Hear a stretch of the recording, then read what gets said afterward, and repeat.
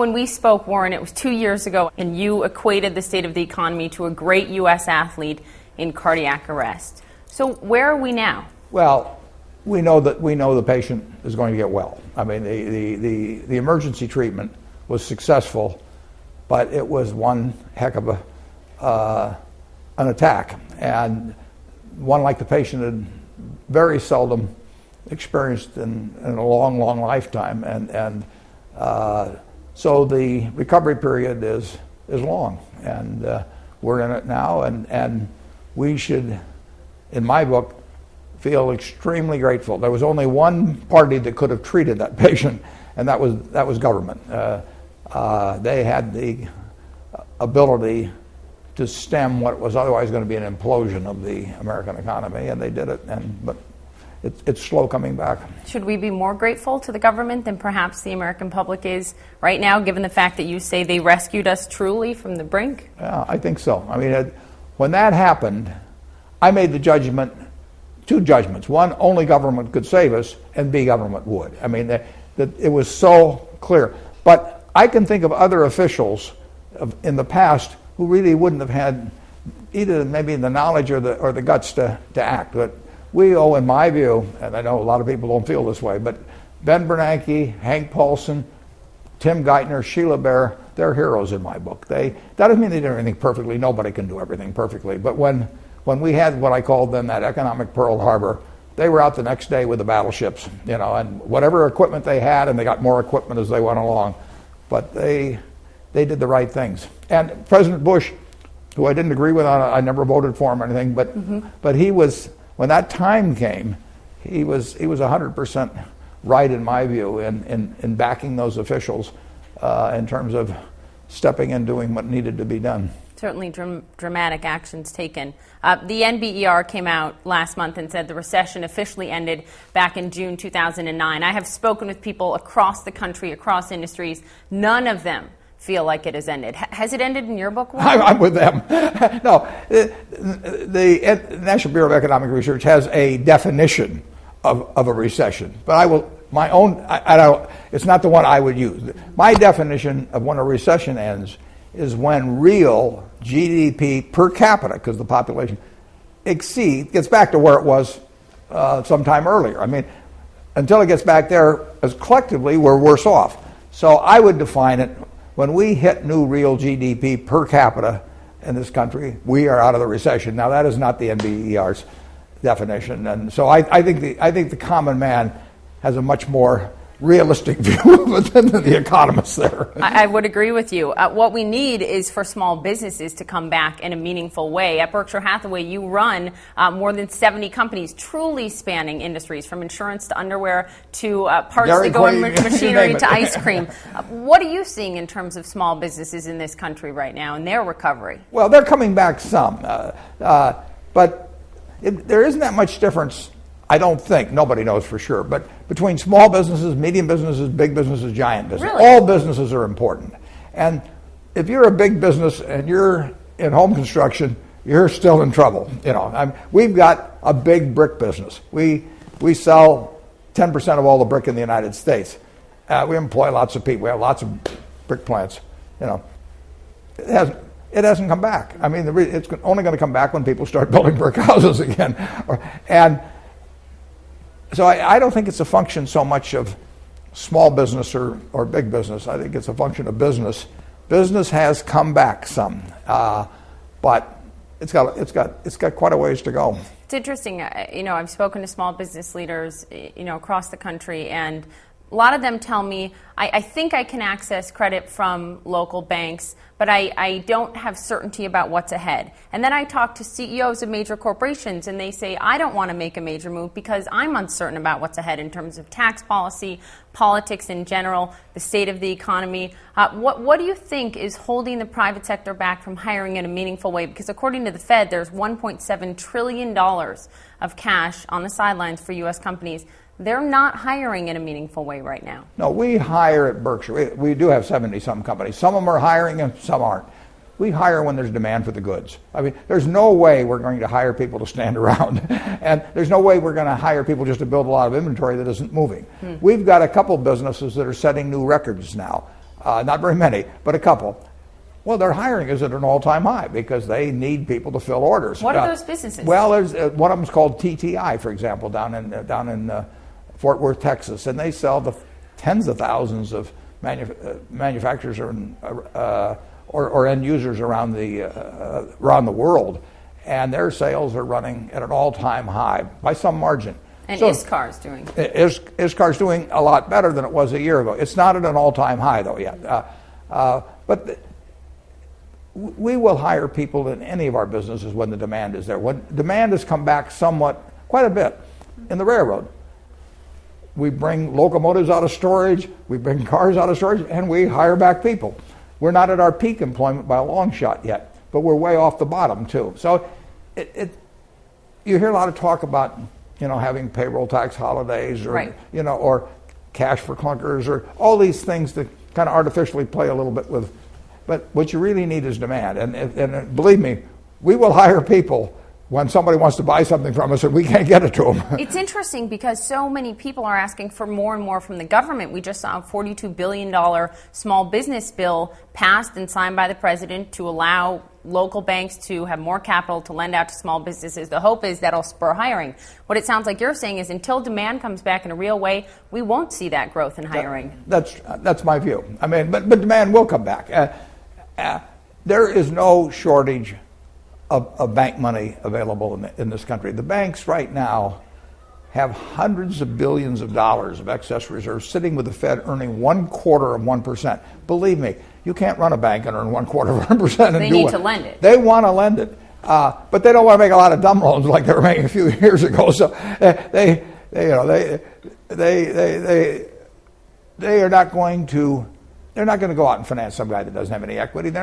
They shouldn't give 95%, or 98% loans on let's say commercial property. There's a whole bunch of things they shouldn't do that they learned they shouldn't do. But I don't know of a business proposition where there's adequate equity and all of that. I don't know of one that gets turned down. I mean, I know of one bank that we're invested in. They would love to have $50 billion more out tomorrow, but they're not going to put it into dumb loans. Sure, they need to see the right place for it. You've been a huge supporter of Ben Bernanke, the Fed chairman, calling 100%. him a hero. Yep. He warned this week about the ballooning deficit. He also said we can't raise taxes now and we can't cut spending now, but we have to be aware of how serious the problem is. Your take on that? Well, I wrote an article a year ago and said the same thing then, but we certainly shouldn't raise taxes on anybody except the very rich. I think we should raise taxes on the very rich, and I think maybe we should cut taxes for the middle class, upper middle class, lower middle class. Cut them more than the Bush tax cuts? It could well be. I believe that in terms of we're taking in about 15 and a fraction percent of GDP and income in the United States. That isn't enough. We're going to have to get more money from somebody. Now the question is, do we get more money from the person that's going to serve me lunch today, or do we get it from me? I think we should get it from me, and I have a lower tax rate, counting payroll taxes, than anybody in my office, and I don't have a tax shelter. I just go take the form and fill out the numbers, and I think that's very wrong. And I think that if we're going to get money, and we're going to need money, I mean, we are not taking in enough money at the federal government level, and there's spending cuts to be done. I'm sure of that, but we need more revenue too. And there's only a few places to get it. You get it from corporations, or you get it from individuals. And there's, if we're going to get it from individuals, it shouldn't be the bottom 98%. It should be more from people at the top. But can you raise taxes right now or not extend the Bush tax cuts on the wealthiest Americans and be sure that it won't affect the prosperity of American businesses right now? Because that's the argument on the other side. Well, if you get $100 billion more of taxes, just pick a number, from people like me at the top, mm-hmm. It means you borrow $100 billion less out of the economy. Somebody's going to come up with $100 billion. Now, either the Fed starts monetizing debt, or you're taking the money from the economy. Either way, the only question is whether you take it by borrowing or by taxes. And I see no problem in taxing people at the very high levels significantly more than they're being taxed now. And I might very well cut taxes even further for the people at lower levels. And believe me, there would be more spending in the economy if that were done. And we'll see if it's politically feasible. Well, that's another question. All comes down to politics, which you don't have to worry about, luckily. Looking at the Dodd-Frank bill, financial reform, we have it now, a lot of rules still set to be written. You said Wall Street's like a church running raffles on the weekend. So looking at Wall Street and how this bill will change Wall Street, what's your take? I mean, what will we see from it? How does it affect your investment in banks? Yeah. Well, it'll reduce the earnings of banks to some degree, and that's already been factored into bank prices. It will reduce leverage, and when leverage works, it increases earnings. It can also cause you to go broke, but it's very tempting to people. It's addictive, and if you're running a large financial institution, absent some controls, the tendency is just to use more and more leverage, and there comes a point where that is not good for the system, and I think people generally realize that, including people on Wall Street, and I think that to some extent that's been addressed. I have not read 2,300 pages of the bill, though. Don't give me a quiz. I'll flunk it. We won't quiz you on that. But 2 years ago we spoke about the dangers of leverage. Do you think that they're adequately addressed by the reform? I don't know the answer to that. I think they have been addressed in some ways, and I don't know the answer to that. I do know we will have bubbles in the future. We will never have exactly the same problems as we had this time, but we will have problems. But we've always had problems in this country, periodically, and we surmount them. There's been a little chatter lately about a potential bond bubble. I mean, people paying extremely high prices for historically low yields right now. You look at bonds as not a great investment right now. Right. I think they're a terrible investment. Right. Could that be the next bubble? You have to compare them to other things. I mean, in the end, if you got some money in your wallet, you got to do something with it. Sure. And I think that anybody that buys a 10 or 20-year bond and compares that to buying a cross-section of best companies, the S&P 500, you name it, the Dow 30, I think they're going to come up on the short end, and they may come up way on the short end if inflation ever really takes off. An investment that you love is China. You just got back from China a few days ago, and you said it blows your mind away, right, the way that Eastern China has transformed itself. Tell me about that. Well, where 30 years ago you saw not much, villages, maybe large, extremely large villages, but you saw bicycles, and you now see hundreds of buildings. You see the cranes operating. It is incredible, the transformation that has happened to a country where for hundreds of years nothing happened. I mean, it shows you the power of a system. The Chinese people aren't smarter than they were 50 years ago. They're not working harder. They used to, stoop labor and patties and all that. The system now is unleashing their potential. And just like our system has unleashed our potential in this country. For millennia, people went nowhere in the world. Your great-great-great-great-grandchild was going to live the same as you did for many, many centuries. Our country in the last couple hundred years has just unleashed human potential like nothing we've ever seen. The same thing is now happening in China. Do you have as much faith, Warren, in the Chinese system as you do in the American system? Well, I don't know the Chinese system. I'm a hometown guy, so I love the American system. It has all kinds of faults with it and everything else. But basically, we don't achieve it, but we believe in equality of opportunity, and we believe in a rule of law, and we believe in a market system. We believe in gender equality and all that. Like I say, it's never perfect, but we're moving. We're always moving in the right direction over time. We have the right goals in this country, and it's proven itself. I don't know as much about the Chinese economy. I will say this: what I saw over there was government, management, and labor, all with a common goal and with a zeal and a passion for achieving that goal. And when you get those three forces operating together, and you get people that are hungry to do things, a lot's going to get done. It is astounding what's happening. Fascinating. Watch out. Look what's ahead. Well, but it's not a zero-sum game. It's not. That's not very. Watch out in that way. Yeah. No, watch the movie. Yeah, it'll be interesting. Looking at what the administration and Treasury Secretary Geithner have had to say about China's currency policy, it has gotten a lot more aggressive in terms of the language used towards China. What's your take on how China should act? They have said that they will float their currency. There's a difference between words and actions. Yeah. Well, it's very difficult to get into discussions about currency because our currency is fluctuating against 200 currencies around the world, and we're running trade deficits of a significant nature with Canada, whose currency has strengthened, or Mexico or Germany and all that sort of thing.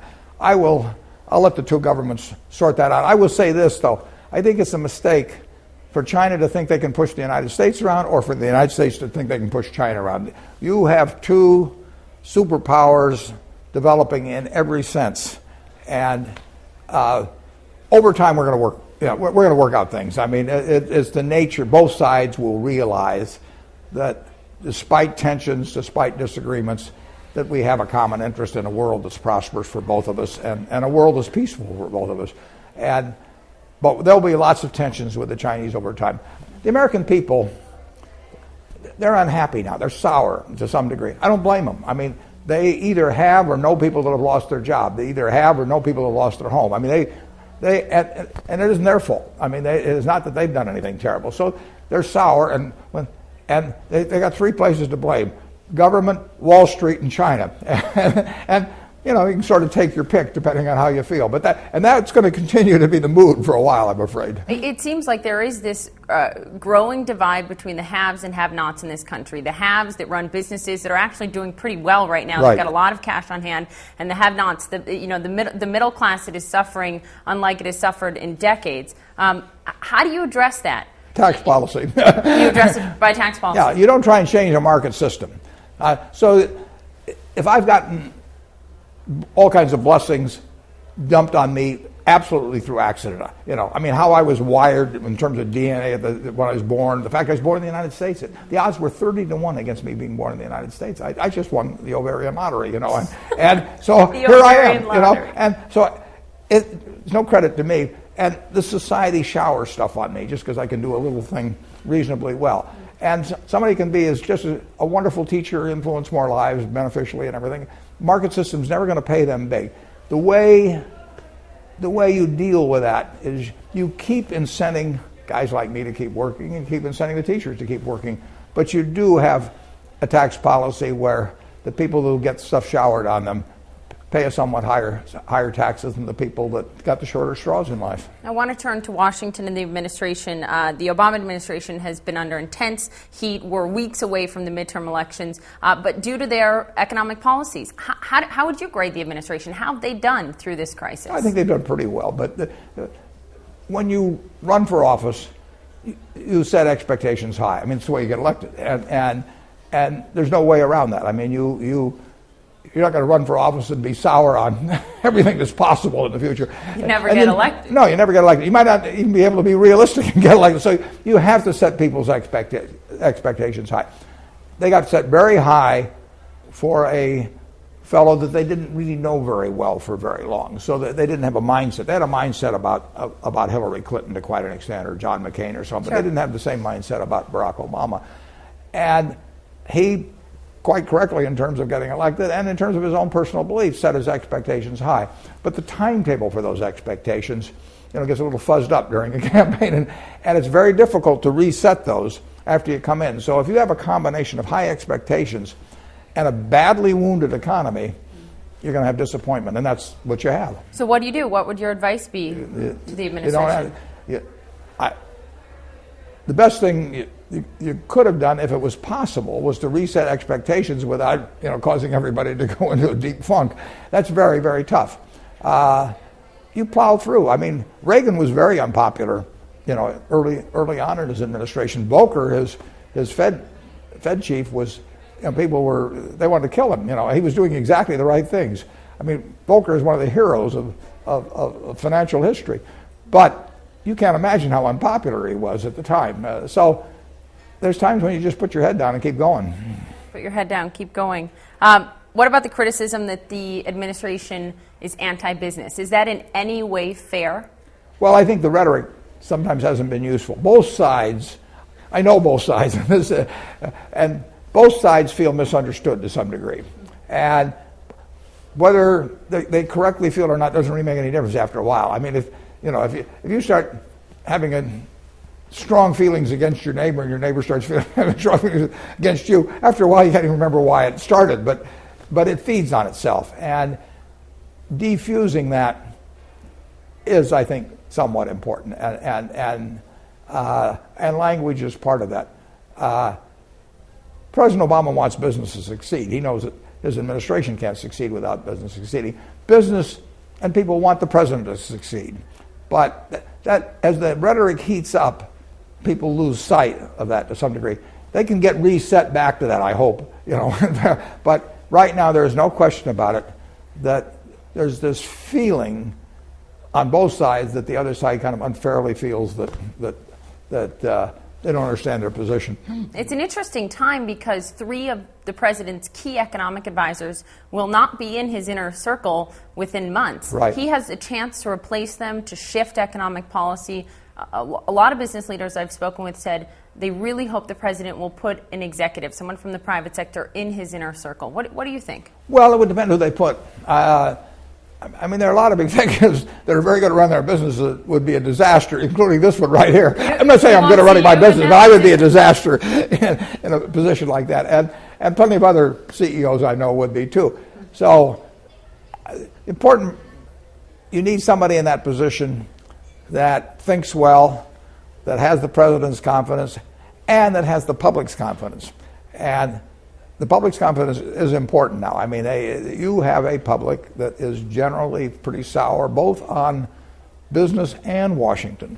And both business and Washington have got a very distinct interest in getting that, important interest in getting that at least moderated in the next 2 years. I wonder then if you can put a key executive from Wall Street in the president's inner circle, even though it may be helpful to him. I wonder if they would have the public's confidence. You can't put anybody in there where the reaction of the American public is, what the hell is that guy doing there? You've got to be very careful. Symbolically who you put into that position as well as substantively. There's no question about that. I want to turn to philanthropy. I sat down with Melinda Gates a few weeks ago. Good. And we talked about the Giving Pledge. How's it going? It's going incredibly well. I mean, we have announced those first 40 that signed up on it, and I am sure that there's not going to be less money given away because of that, and there's going to be more money. I mean, Lee Cooperman was on television talking about his pledge, and Lee says 50% is way too low. I mean, he wants to give a much higher percentage. And people are influenced by what other people do. I mean, you can't get away from that. I go to the movies and somebody else say it's a good movie or whatever it may be. So I think the public declaration and the public actions of a fairly large group of people will affect people who make money 10 years from now, 20 years from now. That's why those pledges are up there not for today or tomorrow particularly. They're up there really to, we hope, influence the people who have far more wealth than we do, some years from now. I'm influenced in some way I can't describe, maybe by what Carnegie did or Rockefeller did. I know I'm influenced by a book that Abraham Flexner wrote, and it's just, one way or another you get ideas in your head. You decide what you want to be or do in life, and people with a lot of wealth sometimes don't think that through very well, or they're influenced a great deal perhaps by relatives, lawyers, or whatever it is. We want them to be influenced by what's in their heart. It was interesting, Melinda said to me, I want it to become the expectation that if you're wealthy, you give back to society. Are we on our way to that, Warren? Oh, yeah, we're on our way. We've been on our way in this country. This country is a generous country. I mean, the really generous people are somebody that goes on, drops $10 or $5 in that collection plate this weekend and doesn't go to a movie or doesn't buy a small toy for their child. They give up things. They give up things. I've never given up anything. Never. Once. I mean, I've eaten exactly the same meals and gone to the same movies and taken the same vacations. So it's all surplus with me. It isn't surplus for millions and millions and millions of people who give. I admire them enormously. My sister gives her time all the time, every day. So we are a giving country, and $300 billion, a year. But I do think it's important that people with a lot of wealth do set an example. I think it's the right thing to do, but I also think it will influence others in decades to come. Thank you so much, Warren, for your Thanks, time. Thanks, we Bobby. appreciate it. Thanks okay. a lot.